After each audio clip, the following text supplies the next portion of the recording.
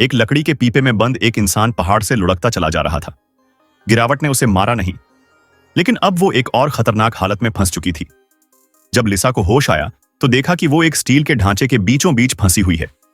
नीचे एक गहरा काला गड्ढा था जो खत्म ही नहीं हो रहा था, और चारों तरफ सिर्फ पतली पतली लोहे की बीम्स थीं जो एक किनारे से दूसरे किनारे तक जा रही थीं।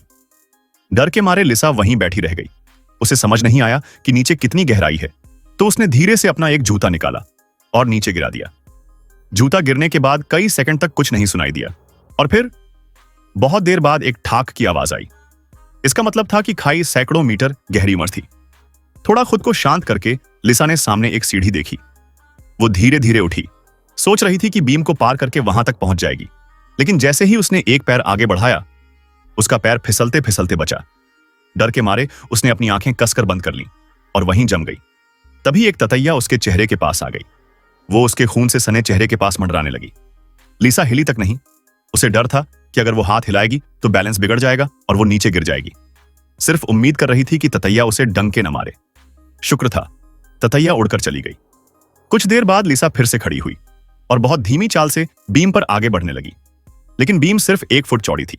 एक भी गलत कदम और सीधा मौत। उसने अपने दोनों हाथ फैला लिए ताकि बैलेंस बना रहे।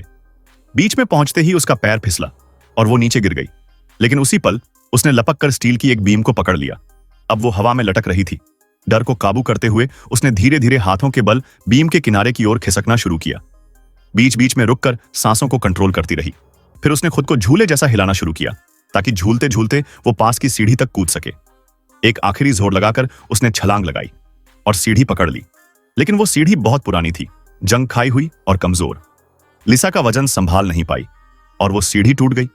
लिसा फिर से अंधेरे में गिर गई।